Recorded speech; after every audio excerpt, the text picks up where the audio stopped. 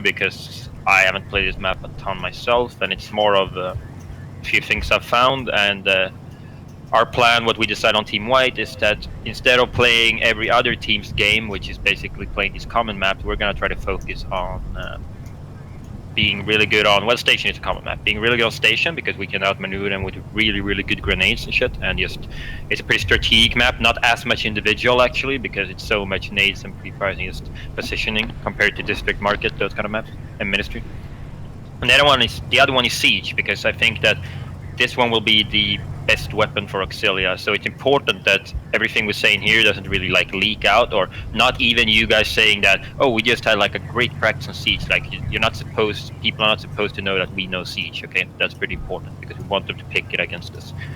The World Cup has 7 maps, and you get to ban 3, and then the last one, both teams ban 3. So if we know 3 maps, that basically means that.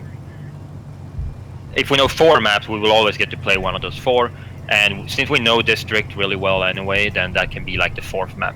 So if we focus on being good on Station, Siege, and pretty good on Heights, I think every American team will basically ban Heights because I don't know of any team that likes it. And I think that they're a bit afraid of playing on that map, so they're probably going to ban it, but we'll make sure to go over it. But we're going to focus super hard on Station and Siege and try to get people on those 2 maps because I think that most American teams would play us on that map, those maps. And Siege is gonna. There you go.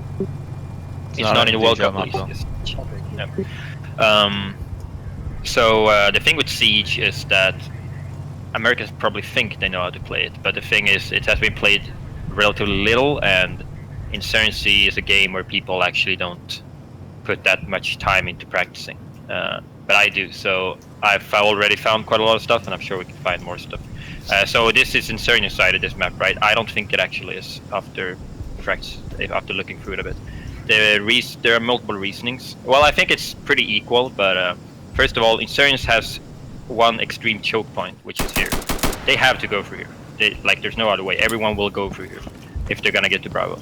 It's extremely rare that anyone runs here, but even if they do, they're still gonna go through this kind of choke point. So if you can narrow down this choke point with pre-nades and pre-fires, then you can cause them quite a lot of harm, I think. Let's see if that is. No, I missed it. But you get the point. You can get that one to land here, basically. And it's a good timing as well. And then you can have pre-fires there as well. So I think that's one point. And the second one is Insurgent security can get an extremely good flashbang from here as well. That can stop a lot of the pushes as well. Right up here. And it's perfect timing as well. Flashes this guy. Flashes people as they come here, running towards here, so they will be flashed, probably running into walls and shit. They cannot maneuver this while flashed, that's basically impossible unless you're a god. So, and if they for some reason have pistol rush or you were a bit slow with the flash, you'll still get flashed for here. So that flash is extremely strong, and I think it's just gonna make it so that this 1.5/2 seconds slower that security is will be weighted up by getting control of a much better choke point, which security doesn't really have. They have a much wider. They don't have to run anywhere. It's much more difficult. You can't nade this area, as far as I know, unless you line at the top of this palm tree and then bounce it down there. But it's still extremely difficult. There's definitely nothing they will do, so that's not something we have to worry about. So you got the choke point, you got the flashbang, and you also got the pick, which is through here. We can line up and just one-tap them when they come running through. It's difficult, but it's definitely possible. And I got the idea basically from a year ago when I played on Synergy. Alec always ran up here for us, and he picked from here. That's a much wider gap, but it is possible. I tried with Max a few times. It is possible to do all the way from back here. But that's much more difficult, and I realized, hey, why not just run a bit closer and you're gonna get a much easier shot. If you stay behind the tire as well, it'll sort of head glitch for you. Yeah, exactly. It's not like they will pick you back here. Yeah, true. This is pretty good. Okay, so there are multiple reasons why I think, and that's why I think if this map will be played, which it will be, definitely for us, if we don't ban it, because people will probably try to pick it against it. They're thinking, because this is an American map, it's seen as an American map, Europeans just never really liked it or played it. Heights is seen as a European map, so we got Siege, Americans, Heights, European. That's why Link picked those 2 maps, I'm sure. He thought that was an equal trade-off, and Embassy is an American map as well. And the reason I don't want to go from Embassy is because I don't know shit about it. I know Armada is really good at it, and I have never played it, very few of you have ever played it, except in pugs, and even then, a lot of you haven't ever played in pugs either. So I think Siege is the better option, and I think more teams will be more likely to want to play us on this. Except like Armada would play us on Embassy, but a lot of other teams might ban Embassy, and then we practice a map which everyone will ban. So this one will probably be left open a lot. Okay, so I'm thinking a very interesting strategy on this one, which also I want to run this map similar to more like Counter-Strike a little bit. Insurgency is played a lot with mixing up strategies. You do one thing and then you do a different thing the next time. I want us to get such a fucking good default that we can basically do the default until they stop us. So like that's what you see in Counter-Strike sometimes. When a good team, like when Luminosity came out, they played the map Cobblestone and they had 2 bomb site, A and B, and they just rushed to B bomb site every time. And the teams knew they were going B bomb site, but they couldn't leave the A bomb site open, because if they did, you know, you never knew if that was the one round where they go A. So they had to still like be a bit afraid of that, and they were so good at executing on B that they just won every fucking round because of it. And this is the A bomb site for us then, and this is the B bomb site kind of. So we will not do anything over here, but they will always have to be careful of it. We might do something in one round, but otherwise we're gonna focus on getting across every fucking round, because there's nothing here to see. You're saying we're not going to be having that Barber cross pick? We might have the Barber cross pick, maybe, but I think that there might even be. We might have the Barber cross pick. I was thinking about it. It's just a little bit dangerous to get out of. Like, it is a good cross pick, but it's a little bit either there or here. It is a little bit dangerous to get out of though, because if you're running here, they could have been pushed up through here, and you can't really run onto the street. So maybe we'll do that, but I'm thinking like if we can do something similar, just instead from back here or something. Just you can't really pick, but you can. Oh, you can just have a foregrip on. I suck with recon control, but you can pick through here anyway, and we can nade it. So maybe Barber, maybe, but I would definitely want like more of a focus on B and kind of see it as a snake formation. So we'll start at the bottom of the snake with people covering each other, and the head will be extremely important, which is the guy going Bravo. If he dies, another guy's gonna have to take his position. But if we start with further back, you'll have one guy that makes a support player. He'll smoke off and do stuff like that. I found one good smoke from up here. That because the thing with crossing the smokes is that all the other teams are gonna smoke their own side. Over here, similar. If there's security, you're gonna smoke here, and when you run to positions like this, you can still pick through the smoke. That's what people do. But if you do like they actually do in like real military life and shit, you smoke the enemy's position instead, then it's gonna be much more difficult for them to shoot through smoke. That was a terrible smoke for me, so maybe I missed it. Oh well, it's waiting. I've done this one like 20 times, and it's always been better than that. That's only when you need to show people. There's always I don't know who you are. It always happens. Oh, that's a bit better. We can mix this up with one other smoke as well, but that smoke like makes it much more difficult to know exactly where they're gonna have to line up their shots. So they are gonna try to spam it through, but it's gonna be a lot more difficult, and they obviously can't see people. So that's just like I said, I haven't put much time into it. We can probably find something better that aligns perfectly in one specific spot. I don't know exactly which one is the best. We'll figure that out. But this one smoke can probably cover most of the cross for us. It is a it is a little bit risky, but I think it might be good enough if we can find the right angle for it. So let's see there. The most common spots is usually either something like this, totally impossible, or from back here, also kinda impossible as well. Except configs, we have to try with Blades config, for example. But I don't think they can see if we smoke that far away, actually. Configs doesn't help that extremely much. This like, it helps around the edges. I've got Blades config on. Yeah, I can see through it right now.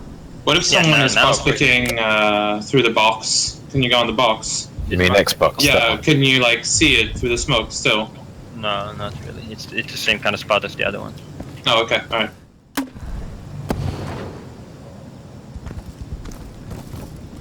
Well, it'll leave small gaps. As I said, if we mix this up with one other smoke, that it depends on the round. But yeah, we can mix it up with one other smoke. I think that's a pretty good smoke launch. And then this guy he's like the furthest back guy, so he will defend the second guy. So he will run back something like this. There's a few different spots he can use.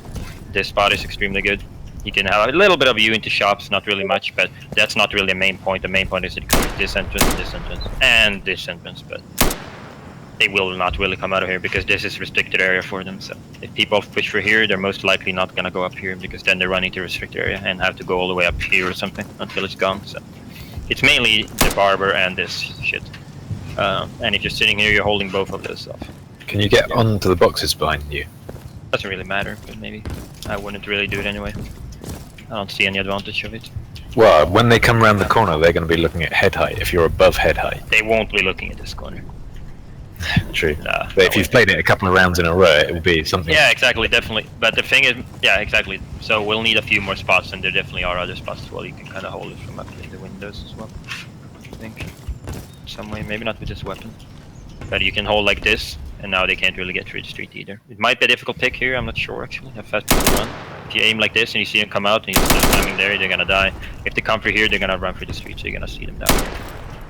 Unless they maybe run some weird fucking way around this. But like, hey, that's not gonna happen, and you will hear them. So there, we can find more spots, but basically a guy just doing cross smokes or something. Maybe he doesn't want to do the smoke block. Maybe there's a better smoke to do from here. But the problem with these kind of smokes, as I said, it's much easier to fire through the smokes. I don't know what that's gonna land. Okay, that's pretty good. That's pretty perfect how people want it. But it's still easier to cross pick through this smoke than it is with other smokes, because it's easier to know exactly where you need to line up. I think this one is gonna shock people more. But yeah, so that guy defends that. Then you have a second guy who does most of the time the cross nade. This nade is gonna be done a lot. I think we need to practice it, of course, to get it perfectly. It's a bad jump. But you'll get a point of it. Yeah, I hit the ball. I haven't really practiced much. I just know it works. That's really all I know. I don't think it's gonna be super difficult. That looks better. Okay, but if you can get it into landing, sometimes it will roll all the way in, and that's obviously pretty good. Otherwise, just exploding right here is pretty good if you can get the timing right, because when they're coming out. And it's not about that's the only thing that we're gonna stop from crossing, because you got like this is the first. Well, the first thing would be the guy. Actually, I forgot one thing. This guy doing the smoke, as soon after he's done the smoke, he can start picking. Just through his own smoke, basically. So he does the smoke, boom, and then he starts picking, like this. So that's kind of like the first obstacle that they have to get through. Second one is the nade. Third one is the same guy that did the nade. Just start picking as well. I don't know exactly which gap you want. I would probably take this one. Pick through there. This guy can have a foregrip as well. So that's like 3 things. Like you're picking there, you're nading here, you're picking through there. And then you have a guy picking from here. Then you have the flash stopping them if they did get through this nade and this pre-fire. They're gonna get flashed when they come out of here. So you see the point. The point is to basically make it fucking impossible for them to get to Bravo faster than us, because they only have about 1.5 2 second advantage. So if we can run our guy through here, oh well, more than one guy, but if we can run our guy through here and he can survive this cross, then from here on they can't really stop us unless they have something totally new that I haven't really seen yet. But this is pretty safe then. And then he can even abuse a left peek. We have only really talked about it on white, but if everyone in here... it's gonna be weird having walkthroughs and stuff and not mention it, so I'll mention it now. It's a mechanic that me and Rex found that you'll have to be quiet about as well, because this will give us an advantage as well. It's everybody know about the right peek and left peek, but if you crouch and lean to the left, that kind of negates the right peek. So if you come around like this and you peek, now it's equal ground basically, so you can slow peek this if you want.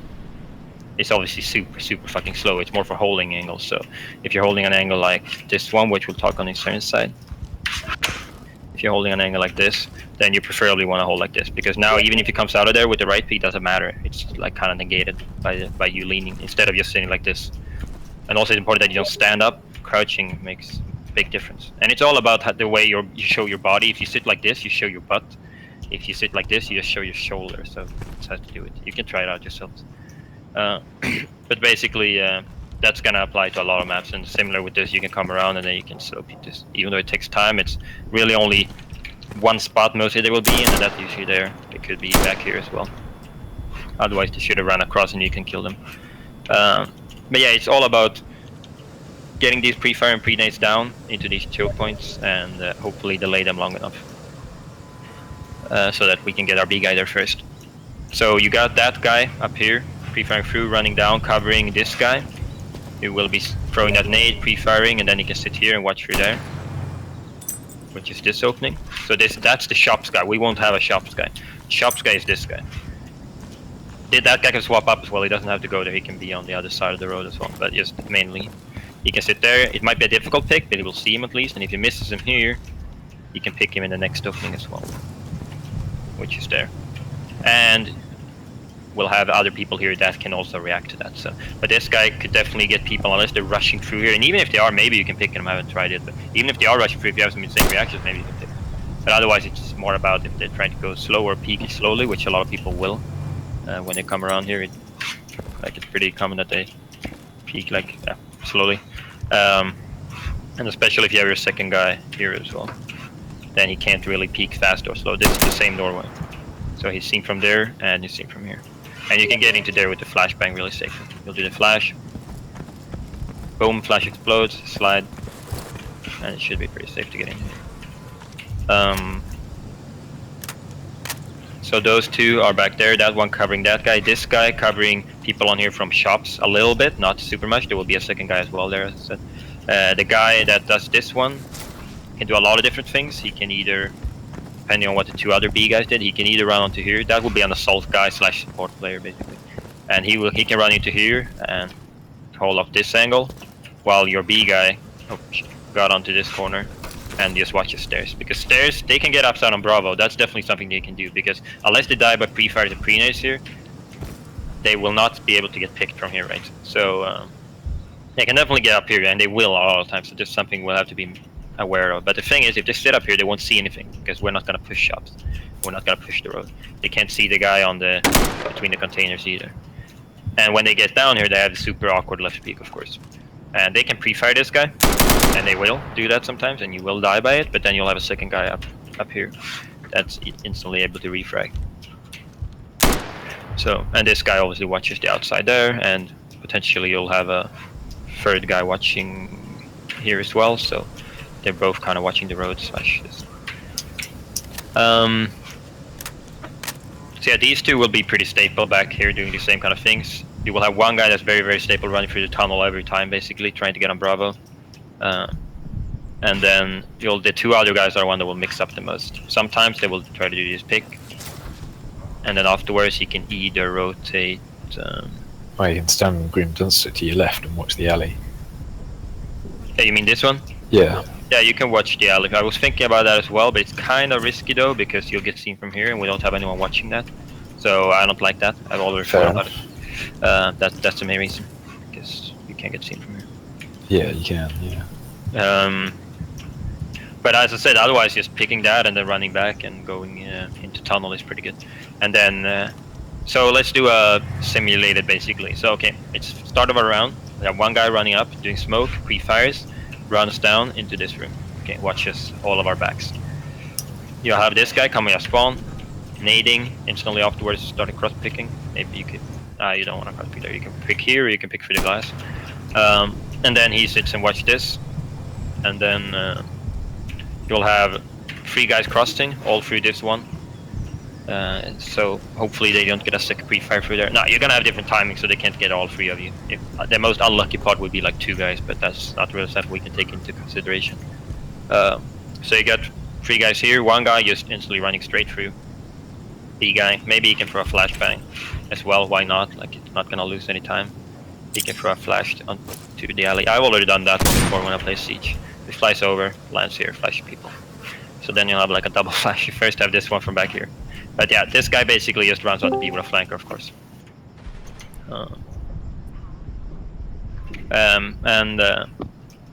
We'll find a few different spots here, but I would say the most useful one would be going prone straight in the middle, or probably just chimney into the right here and watch this there.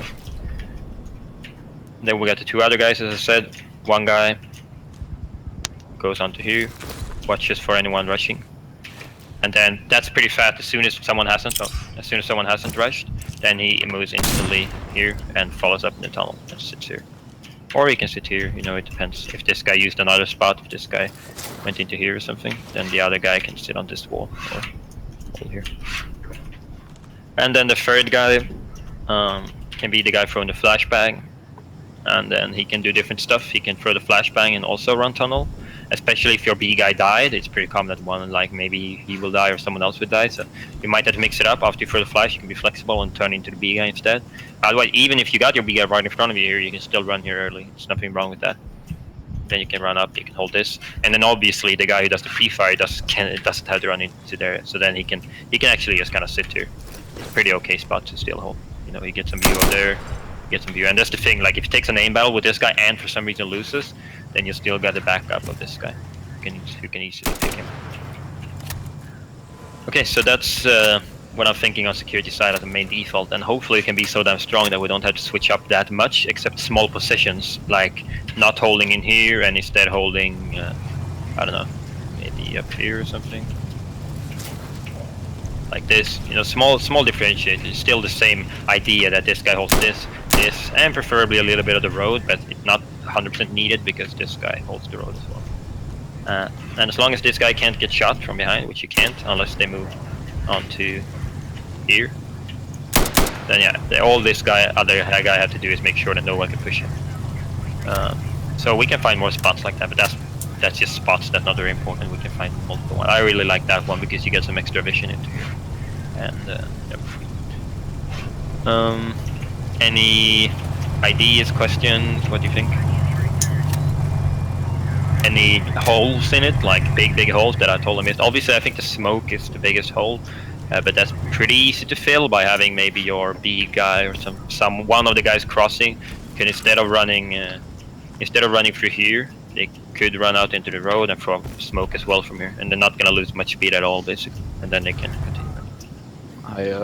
I think that we need to, because I'm not sure, and I don't think the majority of people here know the safest way to run across the street, like where you jump and where you slide across. Yeah, that's very important. We're gonna have to like practice that as well. It might seem silly, but we're gonna, like, especially as this is up to as much people want to practice on Team Black as well, but on Team White, I'm definitely gonna make sure that these guys running across, we found out. I don't know myself, but we'll find out exactly where we want to slide. Where is the biggest gaps, basically? Do we want to slide here early because this guy can be pretty fast?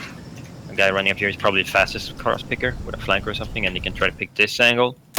And if you don't have a smoke, even if you do, maybe it's worth sliding there. So I agree with Blade, like we'll have to make sure we know where to slide. Maybe a first slide, maybe a jump, stuff like that. Alive being an Armada player. He's not he's not playing Armada 2 in the World Cup. Oh. But Alive, did you learn any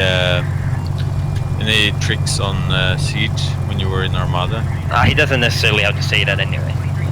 Oh, okay.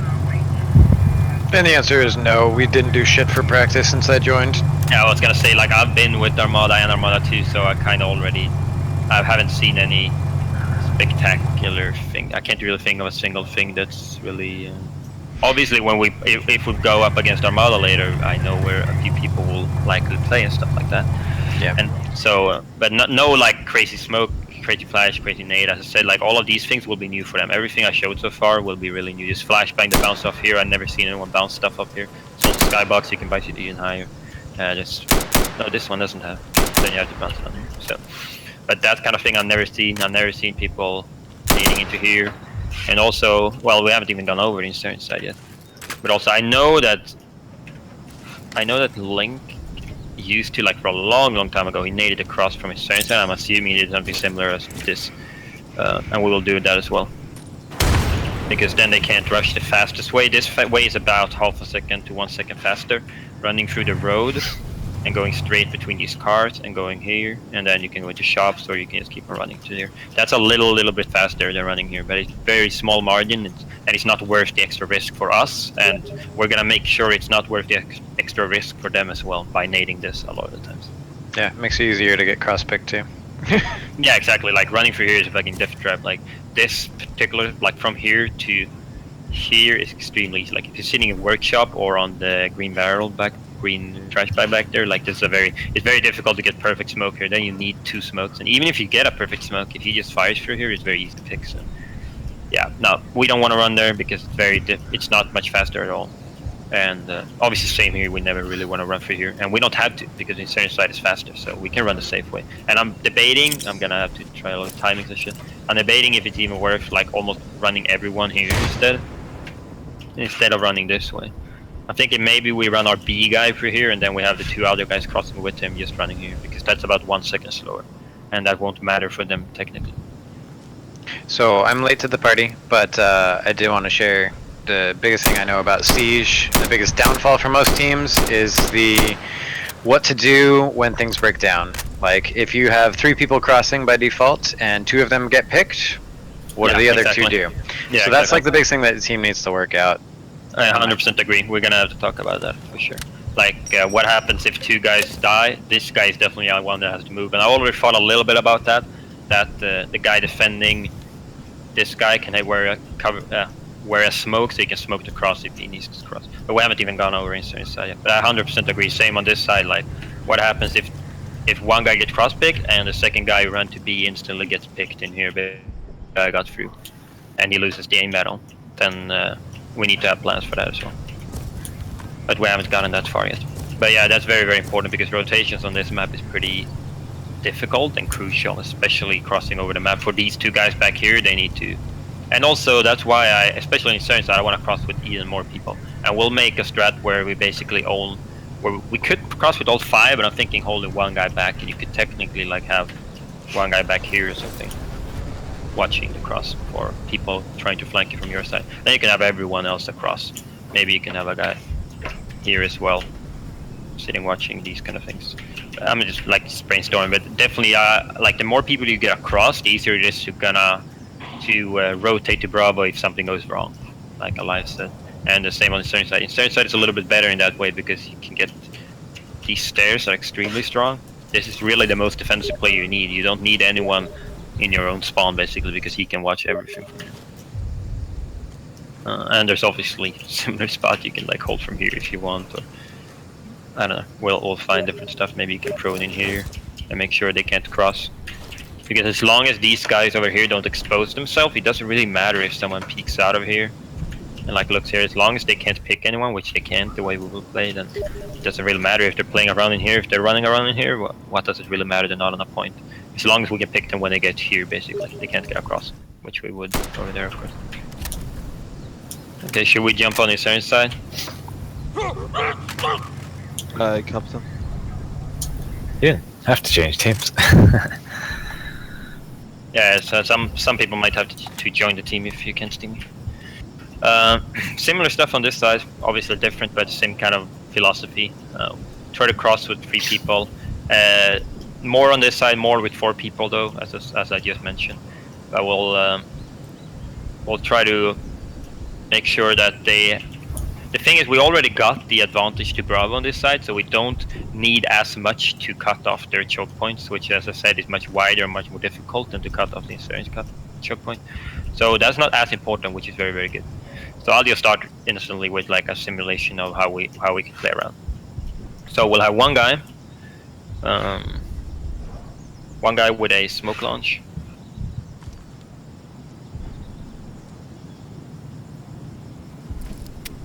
This can easily be done with smoke as well, so we can figure that out. He smokes the cross, and smoking the cross on this side is a lot easier because the cross is kind of smaller. Like, you can't get up here at security and start picking them there. They're gonna be too fast for you, so it's mostly this part. It blows to the left, so when this deploys, this is gonna be smoked. So, that's good to know. All smokes blow to the B point side of the map, this map. The wind goes that way. So that smoke will really definitely do enough. That smokes up everything. Compared to this one on this side is a little bit more wonky. There might be gaps in it. Yeah, this one I've already tried a lot of times. Armada I've done it as well, because I showed them. So this one definitely works. And as soon as after you've done that, he can go onto here, and he can hold it back from here. Then you can have the second guy throws cross nade as I already showed. Hold it at the wall here. And you get a cross nade, hopefully. So if you're lucky, you can actually get it like to explode right here, and then you can definitely pick people through here as well. That would be awesome, but I don't think there's like 100% way to get it here. Maybe there is, but it would be damn awesome to get a nade here basically every time. But as you can see, there's no way to. This house has a skybox, and you can throw that high. You're gonna have to rely on a lucky bounce that lands and then bounce to the right. So. But anyway, it's gonna be good to block off the fastest way to get to Bravo, which is the most important part. And then after that, he does exactly the same thing as on the other side. He can peek this stuff, but it's preferably not, because there's gonna be people here peeking you. And the whole thing with this strat is that we don't have that good rotation, that we don't want to rotate really. We want to sit pretty static. So we don't want to take unnecessary. Any battle we don't have to take, we're not gonna take. So we don't have to peek this stuff, because these people over here they can't kill any of our players anyway. I mean mid round. Obviously they can run up here and like try to cross pick through the smoke. But I'm meaning afterwards. There's not gonna be any of our guys rushing through the shops or shit. There's not gonna be anyone crossing the street. Not in the default. There might be. We might have actually like crossing the street strat. But otherwise, it doesn't really matter if they gain control of this and if they can sit here because they're not gonna see anything. So there's no reason taking battles with them. Because as soon as we lose a player, the whole snake kind of theory falls down that we're all watching each other back. So if this guy dies, then we got no one watching shops anymore. So he can sit there, or he can sit here as well, where he sees into this, which is the same as on the other side. He sees into the shops there. If they come through here and peek slowly, then yeah, you easy pick. Well, easy, but if you got good aim, we'll put someone on the white at least, maybe Rex or someone with really good aim, good screen so they can see stuff. So they can pick him. If he runs through, you're probably not going to pick him, but you'll see him at least. And there's really, he can either go here and then, yeah, very easy pick. He's probably not going to go there. But if he does, you kill him. If he goes here, first of all, you're going to have other people watching this, so it's not the only guy. But if he goes here and goes through here for some reason, then you can see this doorway as well. Maybe not from here, actually. You might have to move then. No, you see. So exact same thing as on the other side. This is basically mirrored with this, and as you just saw, it's better not to sit behind the wall. It's better to sit here because then you can see both things, and you're gonna be covered from here because the only way they can kill you is either to get to. Well, it could technically, if they run up like here, it is actually possible. I didn't think about that. That's a minor thing. Like most of the time, they're gonna run something like this, and then this guy will kill them. And it's very difficult to see him there. It's not easy at all, and he will see feet and stuff before they see him. So those are those two guys, very similar as on the other side. They can mix up a few things. This guy could, like, if he wants to do a normal smoke and not do the smoke launch, he does have time to run up here, which Max found. So he can run up here and wall bank. See if he can get an early pick on this guy coming out of here, because the timing is really nicely, and it headshots them previously, so it's actually a very good pick. The only problem with the pick is that we want to put all our resources to making sure our guys can cross and their guys can't without any trouble, so this doesn't really help the cross in any way. But if he throws a normal smoke, then yeah, he can do it. But he doesn't want to run up here and shoot and then go smoke launch. That's too late, and he can't smoke launch and then run up here, so then they might have pushed out and kill him. So and yeah, this is not the only spot. You can use other places. It's pretty okay to sit in here as well. The only problem is if they come out of here and run up the stairs. But if you get good hearing, maybe you can hear them when you're sitting in that corner. Otherwise, you're probably gonna hear them above you, and yeah, he might get up here and then can kill your guy. But then you can refrag him. We could find other spots. I've tried a little bit. As I said, you can even sit all the way back in here and watch. But that's also only if you got good aim. And you don't necessarily have to pick him coming across. If you see him running across, you won't be able to pick him unless if he goes through here, you can pick him. If he goes through here, you won't pick him, but that's fine as long as you saw him and you know where he is, and then you can alert your guy that's sitting here. And then you can obviously like rotate into watching the back or other stuff. So there's multiple ways. That's just his main role. Then we got 3 guys crossing. One guy crossing really fast, just doing a lot of. Same with Blade. Said he needs to know exactly where to slide and stuff. I don't know exactly. Maybe you want to slide here. You definitely want to slide here. Maybe you want to slide here as well, probably. And definitely still want to slide here. And then he can get on. And he's still going to be fast enough to kill the guy in there. So he'll just use this wall most likely. Or he could get behind here as well. But otherwise you want to hold here, not show himself to this preferably, even though we might have people watching that. It's just unnecessary. So this wall is pretty good. It's a right peek. Unless they know about the left lean crouch like this, they're going to lose to the left peek. So. And then you got the 2 other guys, exact same thing. They're a bit more versatile. They can use in different spots, but one of them will be pretty static. I think this spot is very much used, and it's also very good, so that's why we will use it as well. This spot you use different angles. You can hold a more angle like this, or you can just hold a shallow angle like this. I prefer the deeper one because then you get more control of the street, and as long as this guy is still in there, you know you don't have to watch it. As long as your guy on B dies, then you can instantly watch it, so it's fine.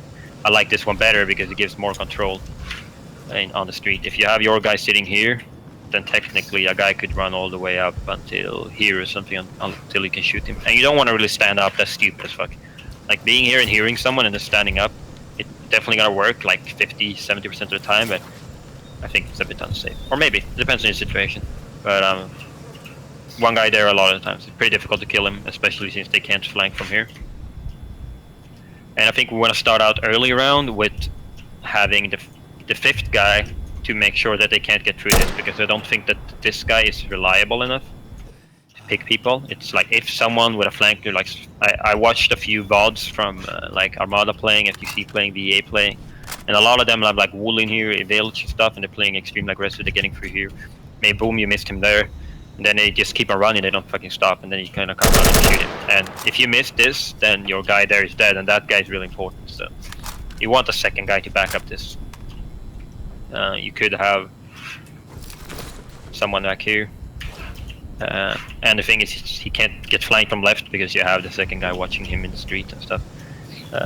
So you can have a guy here, or later rounds if you don't think they're going to push shops that much, or if you depend enough on that guy. And technically this guy as well is going to hear them if they do rush like that. And you can have a call out as this guy calls danger for whatever call out we want this to be, maybe blue, let's say for now blue.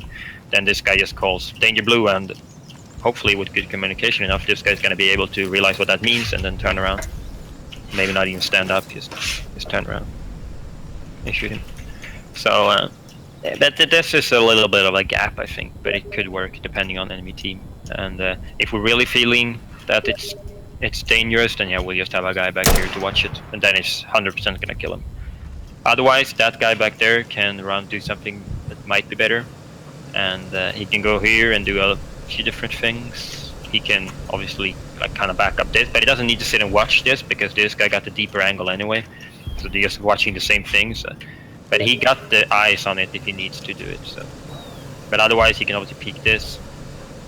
Otherwise you can hold this, which is a little bit safer and probably even better. And just hold the shop's angle. And same deal here. If the guy comes out fast, then boom, he's dead from there. If he comes out slow and peeks this guy, boom, he's dead from over there. So it's kind of like a crossfire setup. Yeah, there's different things you can do from here. You can throw Molotov into. We did this on Synergy as well. You can throw Molotov into the tunnel to delay them if you want. That's 25 seconds that they can't get on the point rule. Because if they do, they're gonna have to jump through it, and you're gonna hear them, and you can't like stop a peak. They'll have to run through it, and boom, they're dead because they shoot. That denies anything like that. And if you have a second Molotov as well, you can deny it for 50 full seconds.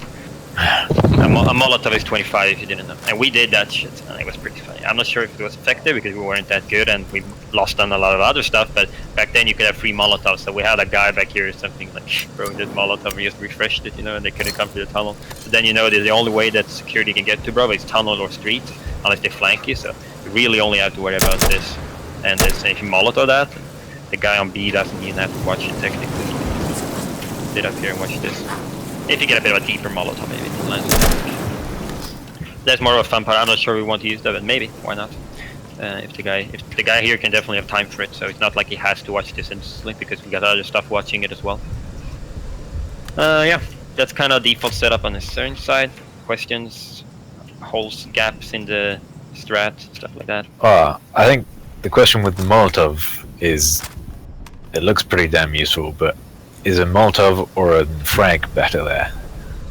Why would you hold 25 seconds? A frag only holds for 1 second. It doesn't deny. They got 2 entrances onto Bravo. With a Molotov, you deny one of those entrances for 25 seconds. It's more about area denial, or well, a route onto Bravo. That's why. But you can do a nade in there as well. That's if the guy is coming there 2 seconds late. Boom, nade explodes, and then he comes here. Like you don't have any area denial anymore. He can kill your guy again. Right. Yep. That's anyway. But you can throw a nade in there. But then I would probably throw the nade somewhere else. Then I'd much rather learn a nade from here to just nade a fucking B wall or some shit like that. That's probably too short. Do you think we should throw a Molotov in the shops area, maybe? I was thinking about that. Throws a Molotov. I was thinking actually, it's not as like, dude, it's not a stupid idea. I was thinking. I haven't found a Molotov yet, but if you can land a Molotov in here, which should definitely be possible, because if you go from here, you can see the walls, so it's definitely possible. I haven't done it yet, but yeah, I was thinking about it, just like going back here and throwing a Molotov over, you know. But those trees are a little bit weird because you see they're creepy as fuck. They creep me out. Like, look when you're close to them. It's like Yeah. No, but from here you can throw them like you gotta throw them in between the fucking trees. You see the point. You can land something in there. Maybe could be good. I think the tunnel is more important. But, what do you think about that kind of stuff? That's at least the roles and how they want to play the roles. That's not up to them, but that's different from every round. So, any other questions?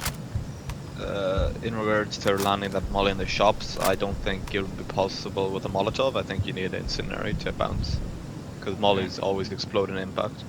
So unless Yeah. it's like it's gonna be really narrow. I think it's possible though. You know me. I always think every nade is possible. So I think it is. Sure. Especially if you jump, it is definitely possible. Maybe not as deep as we probably want. No, maybe not as deep as once. Yeah, sure. Well, we're not gonna practice Molotov now. And yeah. Okay. Any other thing that doesn't have to do with the Molotov? Everybody gets stuck up on the Molotov. Who do you want playing where, I guess? Yeah, that's Team White stuff. We can. Okay, yeah. Yeah, but we can. Let's see if there was anything else I wanted to say first. Yeah, with the on this side, as I said, I definitely want to have a few rounds where we basically push everyone across the side because it's so strong to hold from here. And so instead of having the guy from here watching shops and the guy from here just kind of watching his back, this guy is kind of useless. Well, not useless, but he can just as well kind of sit here. So this, I want to get rounds where we basically cross with as many as possible. And they can cross pretty late. They don't have to be that fast. So they can do better smokes, more smokes, and they can throw a double nade. They can throw one nade here, and then they can maybe throw a nade that bounces here to get someone that crosses a bit later. You won't get the rushers. They will be around this area when your nade explodes. But it's, I mean, if someone is 1.5 seconds slow, yeah, then you're gonna get them. Or you maybe bounce an in here to pick people if you know they like to have players here. Temp, for example, he always plays behind this thing, but he's not gonna play. Yeah, he might play for Armada. So if he plays, then throw a nade there, and you're gonna get a free kill. And similar stuff. Or when they cross, for example, they can they can counter pick the barber guy. So they got time. They don't have to watch their back instantly. So they can take 2 steps. Like if Nate Dog plays with Civil for Armada and we play Demo Siege, then you'll have a guy do that because he's gonna run up into here. Try to pick people. He does. I don't know why he does that. I like Nate, and he's so fucking good, but I don't get why he runs out into the opening. He wants a wider peak, I guess, but it's so easy to pick him from there. Most people, though, will stay back in the barber and have a slimmer angle, or they'll jump up into here, and they can pick these two. This is a pretty good spot. As I said, I kind of want to use it ourselves as well, but the only problem is then who's gonna do it? That's the thing. The smoke guy doesn't really have time unless maybe if he runs from here and smokes and then run into there, so that could be possible. Then he also has to get out of here, and I mean it's definitely possible. Why not? Like you just go slowly out of here, take it safe, and then you can get out. Now you're out, so why not? It could be worth like a small gamble, I guess. And it's not like this guy has the most important role of them all, so he could easily just rotate back and hold this bomb in some way. Maybe this works. I was going to say, on the thing of pushing into Barber, but probably about to, timing-wise, in terms of them pushing, unless they are if they're kind of picking up on you pushing there, and you leaving the 2 entrances onto kind of the street open, wouldn't they be playing kind of dark room quite slow? Wait, didn't get your point. Because a lot of teams, they tend to send someone to challenge the security dark player, the insurgent dark player. Yeah, so they're gonna have people around this area. Yeah. So because I think it's Kisses and Sparkles and I can't remember who was the other player, but I saw Armada playing there. Yeah, Kiss would like to play here a lot. But if they're playing all the way back there and they're expecting someone to come out, you could probably push there, and it'd take a lot of kind of, I don't know, for them to figure out quite quickly. Oh, you mean you can run Barber without them pushing you? That's what you mean? Or probably for a round or 2, I'd imagine. Yeah, exactly. Because it'd take someone to actually figure out during the round. Oh wait, he's actually pushed there, and then push up and flank you. At this point, cross-picking from Barber is such a common thing that it is. inside strat is generally to try and take over Barber as quickly as possible. They're either going to run through a mechanic onto the street and go in our side, or the street side Barber entrance, or they'll take the archway and go up the other way. So that's a very common... Yeah, and also Armada, for example, is like they do it differently. But yeah, you can do stuff like I just showed. Like you can run up here and you can pick. That was hard. Yeah. You can learn the I angles was, better. Yeah, no, I was just brainstorming. it's possible. But as I said, I like Barber is very common. It is a good place to cross-pick for, but there might be similar stuck positions which are equally good, but much less common. Like picking from here is going to be difficult. You won't be able to really see them, but you can still definitely like shoot here. And you can get a foregrip on your M16 or M4, whatever you want, because this guy is really only going to throw a nade and then he's going to sit here, so he doesn't need more utility. And he wants a foregrip because he got these all of the picks he's going to get are going to be pretty difficult ones. So yeah, you want your foregrip player back here. Yeah. So am I correct that the default that you're proposing has no cross-picking for either side? On the security side, you have one guy cross-picking from up here, Okay. and one guy cross-picking from here. After this guy has smoked and after this guy's naded. So we have a cross nade, which you probably missed. Yeah, I was late to the show. Yeah. So you can have. Well, this nade has to be practiced. It's pretty difficult, but you can get a nade there basically. If you're lucky, it even bounces inside of here. But still, when they run out here, might not kill him. I will see. So you have two guys cross picking, but you also have this doesn't count as cross pick for me, but it is the same fucking thing. You just cross pick later. So if they want to run to Bravo, you're cross picking them here as well. Yeah. And So this, unless they slide here, then it's a pretty not easy pick, but it's gonna be the same thing every time. It's like it's very repetitive. So once you learn it, then it's an easy pick. It's the same with those who have seen my market sniping video, like Blade obviously knows they like that. Like it looks very difficult, but since it's always gonna be the exact same, it's such a tiny gap, and you just have to like. What I would do here, obviously you're gonna have an M16 or something instead, but just aim to the left, and as soon as you see him there, then you shoot, and it should be a kill. I've not done it with Max if possible. Like I got it, and then after a little bit of practice, a few times, I got it like 4 times in a row. So, but that obviously means the. No, so you got an extra cross pick here as well, and as I said, oh, you didn't see that one as well. You also got the flashbang that's gonna stop them from pushing as well. Explode about this area, depending on bounce, but it's gonna explode here, and it's a good timing, so it will kill them. It will flash them when they come here, or if they're really fast, it will flash them here. So you're probably gonna get stuck somewhere.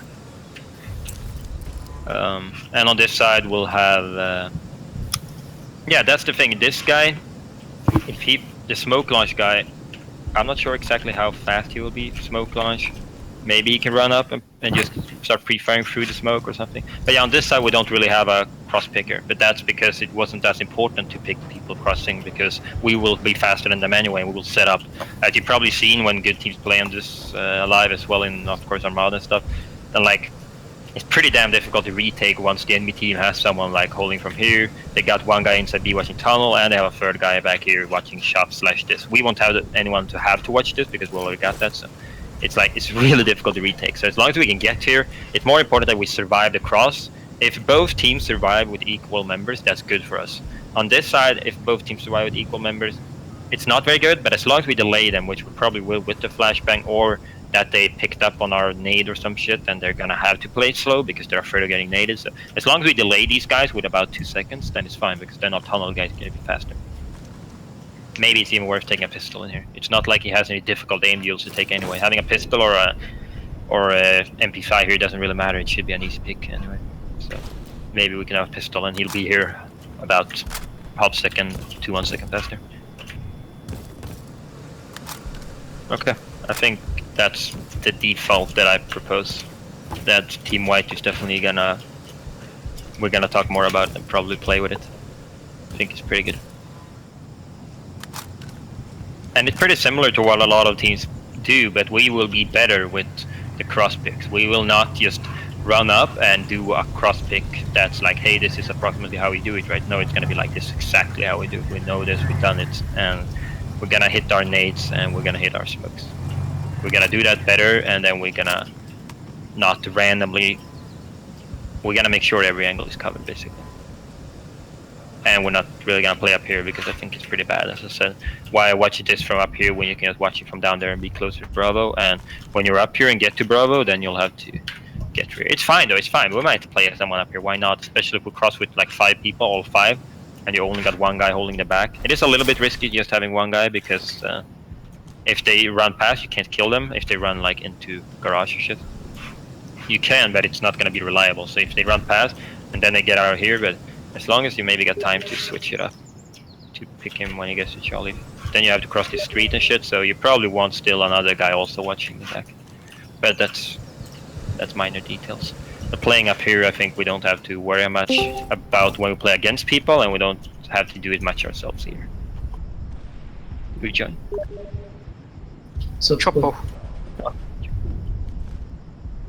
Okay. Well, we got 13 guys here. Do you want to Yeah, I was thinking. default run? Scrim pug? I mean, Yeah, we could do honestly, we could do a scrim pugs things. I'm gonna do. Yeah, exactly. It would be pretty cool to play it. We definitely shouldn't like play as I said. Well, we could kind of decide that we try to play most rounds like this and see kind of because the thing is what I've said before you came in alive as well, and just to repeat for everyone else, the thing is I think that if we make this so damn strong, so it's as I said more in Counter-Strike, where it doesn't matter if they know what's coming, if it's good enough of a default. In Counter-Strike, you always know what's coming. Like there's not. And that would happen with Insurgency as well. If there were like 10 million people playing Insurgency, then people would come up with a lot more stuff. Like right now, it's really only like people. Like I wonder if you want to like comes up and innovates with new things. And imagine if you had 10,000 more people who innovate stuff and comes up with things. It would turn into things that come very, very default, that people do the same things. And that's how it is in Counter-Strike. But it doesn't matter because it's all about how you execute the stuff. And no, even if they know exactly what we will do, they're still gonna have to counter it. So. And if they don't have specific strats already to counter what we're doing, like how do you actually counter this? Unless they have, a smoke, for example, who covers off it, which is possible. You can throw a smoke from. While you're running here, you can throw it through this gap here. Yeah, some of that's the inherent nature of it being basically attack versus defense of Counter-Strike. Like, it's on the attacking team to make a game plan. It's like football in that sense. Yeah, you're right. No, this is a little different because it's neutral ground-ish. Yeah, exactly. A little bit. Security, of course, counter-terrorists can also like make push stuff. But you're right. It's very different. But still, I think we can play it with the mentality that even if they know what we're doing, it's up to them to counter it. Not like, oh shit, they know what we're doing now, guys. Let's do something different. We're gonna change up our positions. Yes, like if you run into here and you get 2 kills from here, next round probably don't run here again. But your role is still kind of the same. So instead of running here, you're still, what you only really need like 3 different things to do every round. Like if you got 3 different spots to play, it's the same for this guy who smokes and runs down. If you got 3 different spots, that's good. This guy doesn't even need that technically because it's extremely like how are they gonna really counter him? They can't push him, and unless they peek out of there and shoot him, like that's just a name duel. It's not really a counter. It's like if they nade him, but that's what I said. Like let's see what they do. So if they nade him, that's fine. They countered him, and then we don't play here the next round. So I do think for this at least first run of everything, we should just keep it to default because otherwise you get into that whole like, one team will be like, fuck it, we're sending everybody to dark because they won't expect that, or like we know that guy's playing there, so we're just gonna nade the fuck out of him. So you mean the pug scrim? Yeah, now you mean because I was gonna say, on normal match day later, I want to run the first round. I've always liked to do this. I want to run the first round with the most crazy strat we have. So we'll come up with something not crazy, but very different from this. So I'm thinking, a pistol guy is coming down here, sliding across so he can't get picked from there, and then getting out, and then like challenging these players, getting here, challenging this guy. You have to push him. If he dies, it's like not the end of the world. It's like we challenge those guys on the first round, so that means, as Master said, instead of playing passive on the first, then they might play passive as well. If they play passive and we push and they see a guy coming out of here and then sliding through here and he sees him, he can't really pick him. I don't think at least. But that's good if he sees him because that means that next time he's gonna be afraid of kind of similar stuff happening. They're gonna think we're playing dark aggressively. So I always been a big proponent. Like District, I like to do when the C strat is new, for example. I really like doing it on the first fucking round. A lot of people are like, okay, let's go. We're in a match now. Let's play standard lanes, guys. Like, I like the opposite of that. Let's fucking shock them on the first fucking round so that they always have that in the back of their mind. Because if you do it like the third and the fourth round, especially against some smarter players like Wool and stuff, then they will start expecting it. They will be like, I know these have these kind of stuff. Like, be a bit careful over here. They might push it now. But it's exactly the same in real sports. Don't let them settle in. Yeah, exactly. So we're not going to let them settle in. So we are going to have a crazy strat on the first. Not super duper crazy, but definitely a guy not leaving dark open. We want to make presence in dark, and then we want to leave dark for the rest of the 7 other rounds. Because that's probably going to mean we're pushing the first round. The second and the third, they're not really going to push it until very late, maybe. And then about the 4th, 5th, 6th, 7, 8, then they're gonna push it, and our guy is simply just gonna pick them from different spots every time. And they're gonna waste a lot of times back here. They're gonna have to peek different angles. Like they know that this guy's gonna be in these gay fucking corners every time, and they're gonna have to peek every corner. It's gonna take a long time. Unless our guy fucks up back here and misses shots, like they're gonna have to peek so many angles, and it's gonna take them so much time. And the whole purpose of flanking then is useless. You can't flank when you're last man alive, and they know exactly that you're flanking them. Then it's not a flank anymore. So, yeah.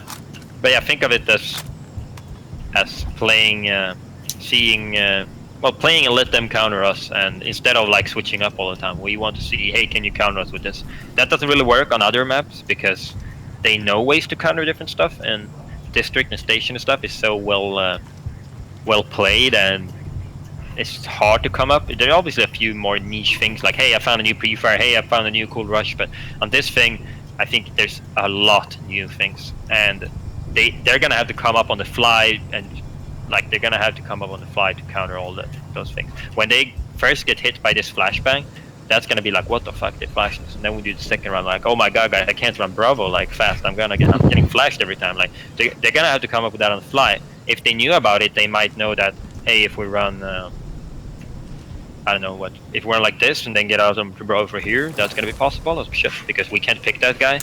The guy back here cannot pick someone running there because it's too. The reason you can pick this guy is because he's running towards you, like diagonally. The other guy is like too fast. You can't pick him sliding across yours. So that's like how I would counter the flash. Is probably run a guy in here and make sure you don't get flashed, and then run out.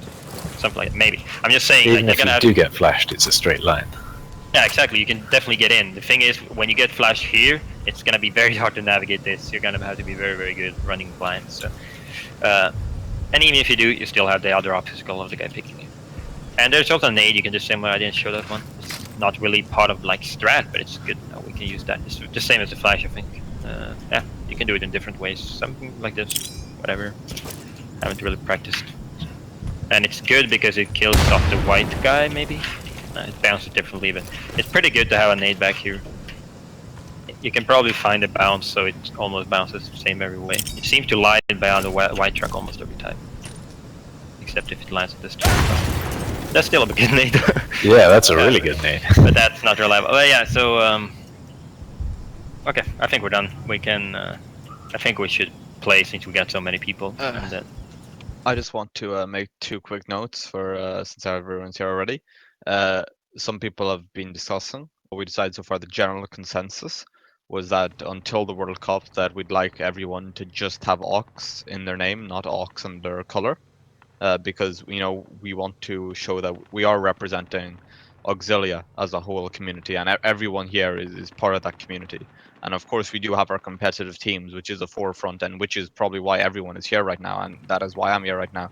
But we also want to try rehabilitate the European scene right now as well, and encourage new people to come in. So does that include people wearing V's? Well, I'm just I'm waiting for a profile picture. Okay, that's all I'm waiting for.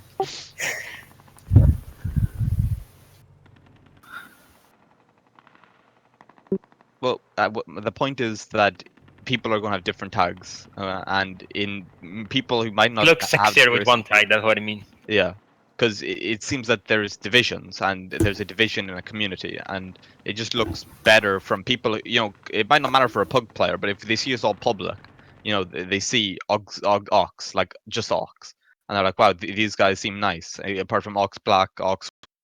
Yeah, I don't know. I just think it's better without divisions. Well, they're going to start questioning, are Black and White actually the same team? And they just happen to have Orcs. Yeah. No, I mean, I agree, because we kind of said that like the White and Black team is mainly for the World Cup, and I mean, right now we're all in the server together. Like, if this was most other teams that have sister teams, they probably wouldn't do everything together, right? Yeah. Especially not since they're playing the same World Cup. Like, that's not even something we discussed yet. Yeah.